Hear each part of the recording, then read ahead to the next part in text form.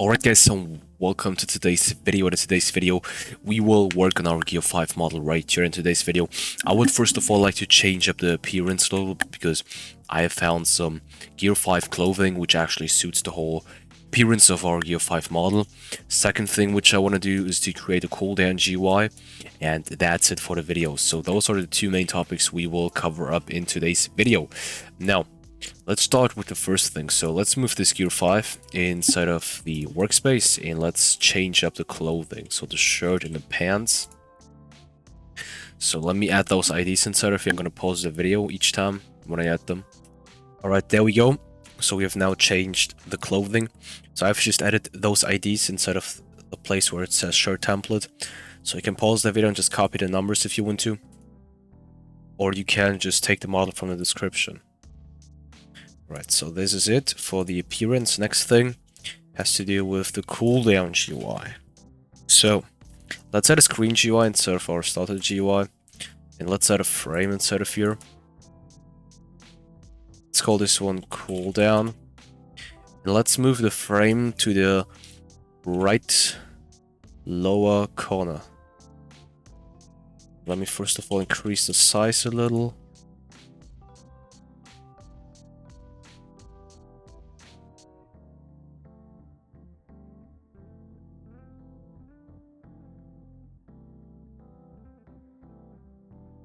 There we go. Make sure that it is transparent.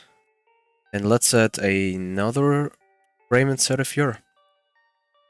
And let's add a UI list layout inside of here. Okay, works fine. Perfect. So, first of all, we have to design the frame, which is going to be our cooldown frame. So, it is actually pretty easy to do it, so I've started by adding this frame right here. And it is actually up to you on how you want to design this.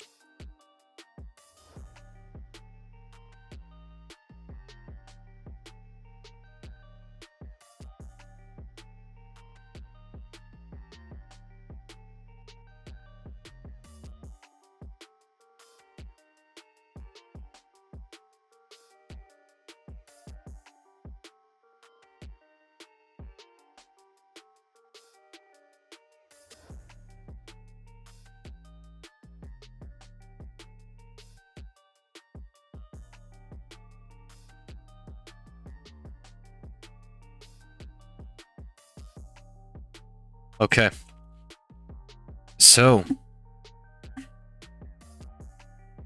me first of all try something out. There we go.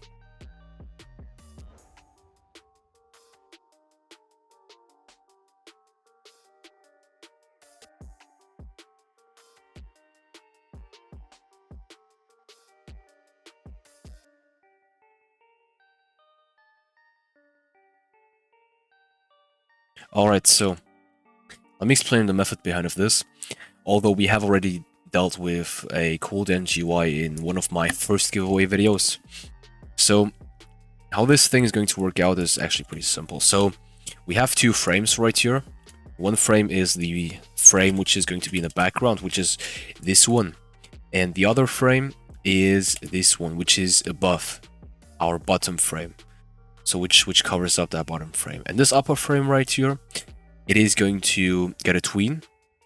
And this tween is going to change this size, especially this X value, this X scale, to 0 within the amount of seconds this cooldown lasts.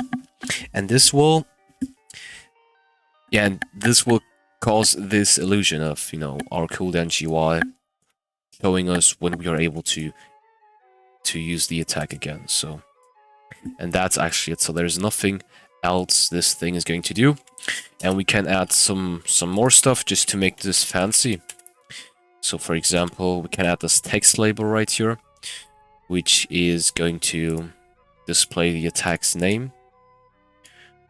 So you can add anything you want. You can even add the key on the left hand side, so as another frame right here, so the key which performs the attack, or you can even put the key inside of here if you want to.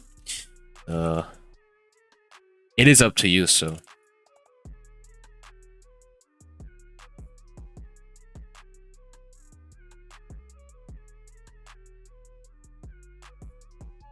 So what this UI list layout does now is that when we have multiple frames inside of here, which of course stand for multiple attacks, it lists them below. And this is what this list layout does. So we have a total capacity of 5 frames at one time, so currently. But we have to increase this padding a little, because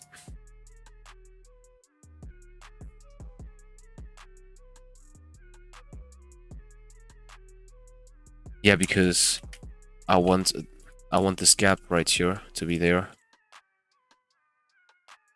Okay, so let's get rid of all of those frames except for one.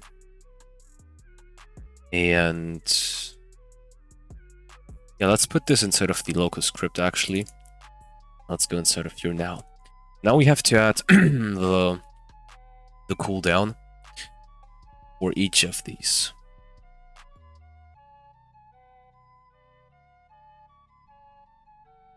Okay, so let's set up a table. And this table is going to carry... yeah, it's going to carry the names of all of those attacks, and then the amount of time.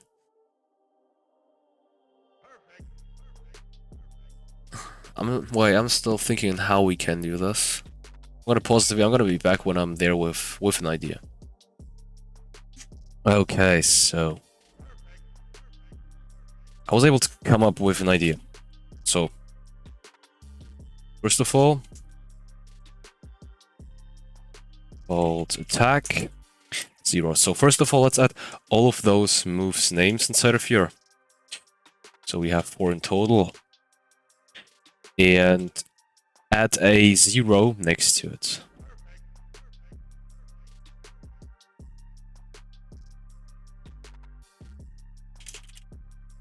Okay, next thing is that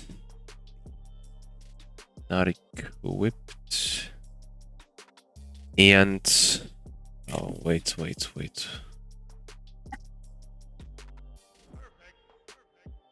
So we now even have to change, we have to make this automated. So local moves. So I have to set up another table now. We could even... wait, we could fusion both tables.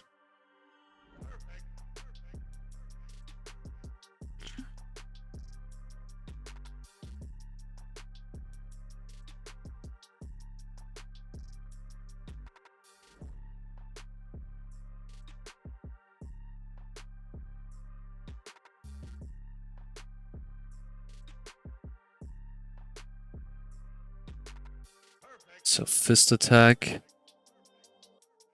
spinning fist attack, and big fists. So you guys might know this from my... I think I've done this in the One Piece game series.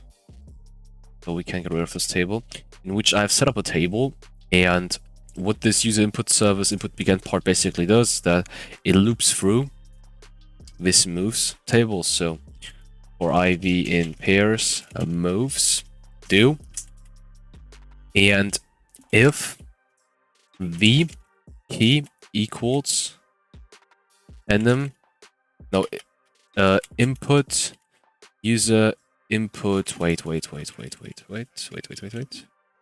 input key code, okay,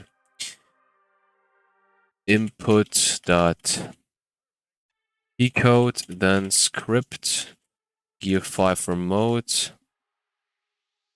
IR server, I. So this is basically how this works. So what happens right here is that every time when an input begins, we perform this check, so you guys should know about this check, and then we loop through this moves table. And this moves table consists of I's, so indexes, and values. And I stands for index, V for value, and those indexes, they have the names of our attacks. So bolt attack, fist attack, spinning fist attack, whatsoever. Those values right here, those are basically tables which carry the key, which is assigned to each attack, and a cooldown value. I'm gonna go through this cooldown value later on, so you can forget about it for the moment.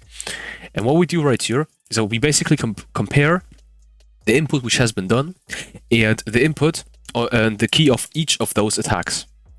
And if there is a match, then we know that the user has intended to do one certain attack, and we receive that attack through referring to the index. So the index which is assigned to the key, and that's basically it.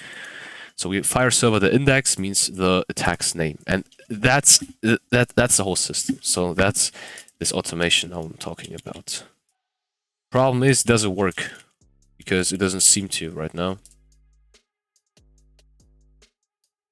Okay, wait.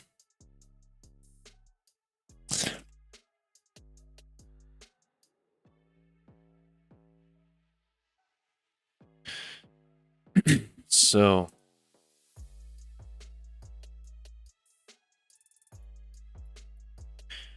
okay.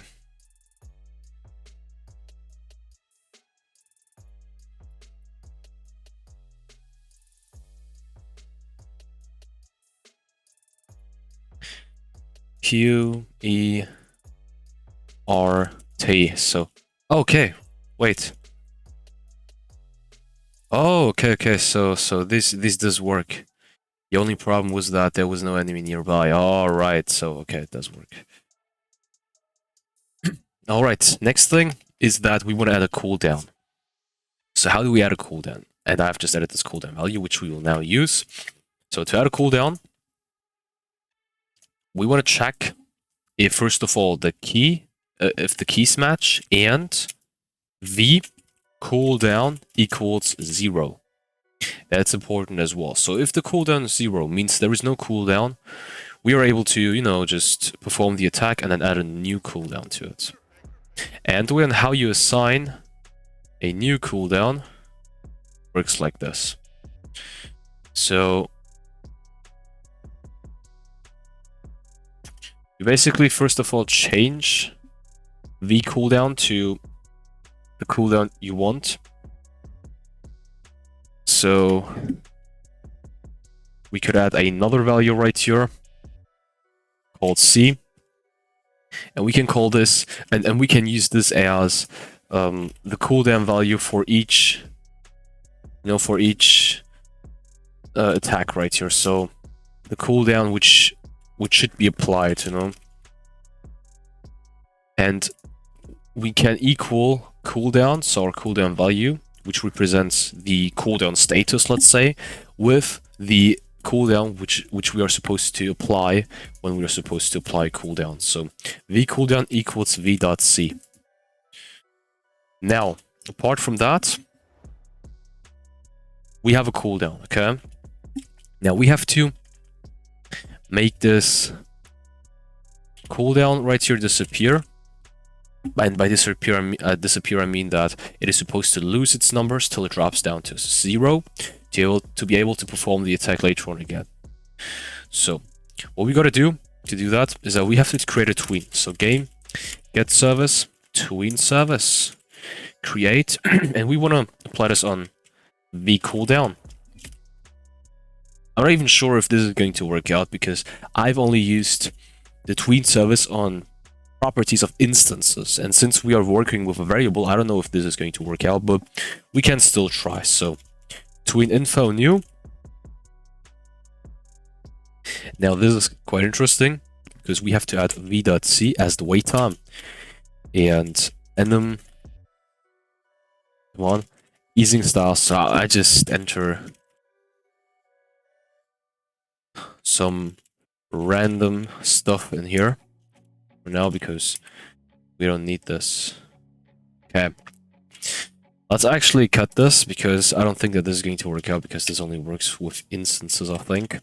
What we could do instead is that we add a spawn function. So bad practice again, some of you are going to cry, I know. So while v cooldown is not equal 0, do wait 1 second, v cooldown equals v cooldown minus 1. And we want to print out the cooldown each time. And let's try this out. So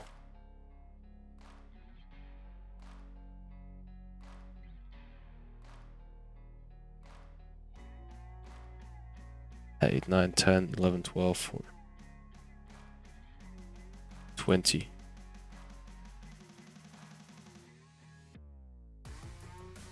Wait, so did he...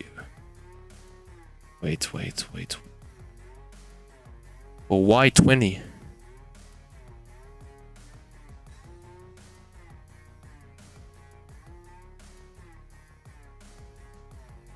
Wait, while... Oh my god.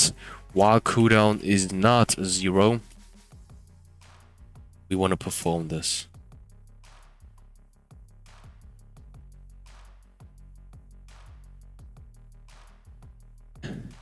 Yeah, but why does it go all the way up to... Oh, wait, that is something which is attack related. That, oh my god. Look, 9, 8, 7. As you can see, so, my god, wait, I'm totally messing up the things right now.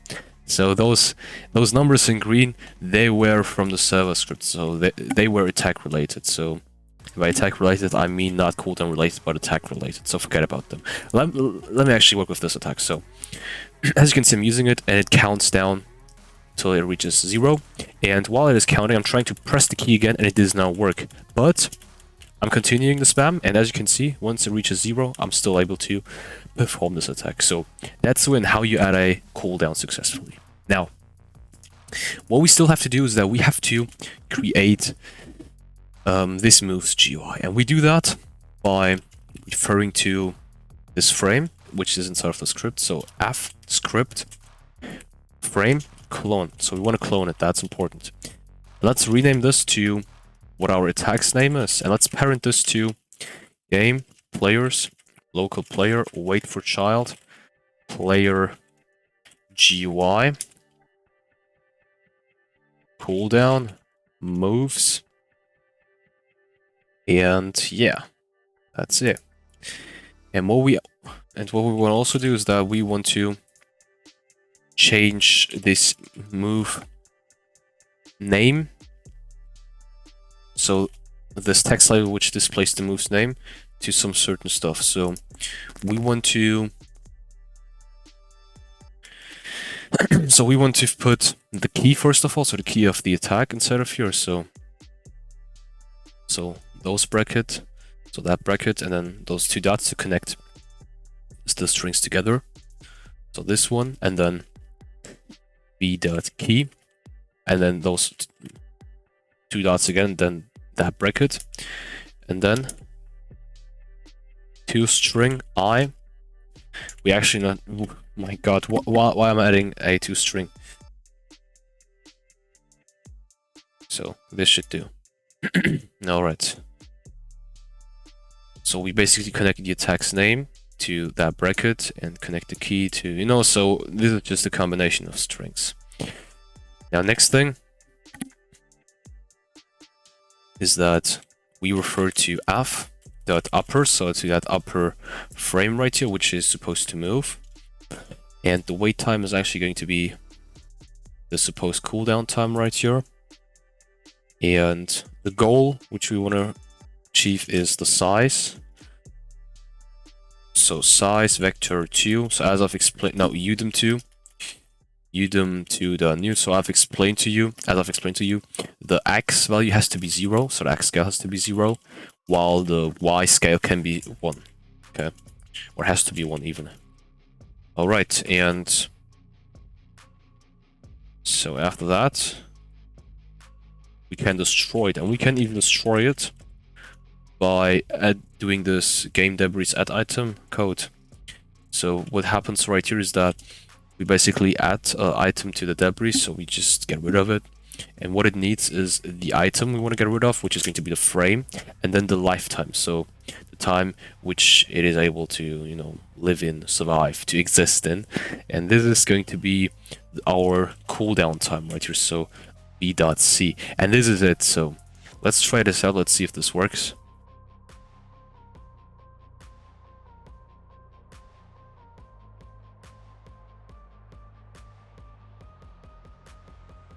It doesn't work as expected, so there's something wrong. Okay.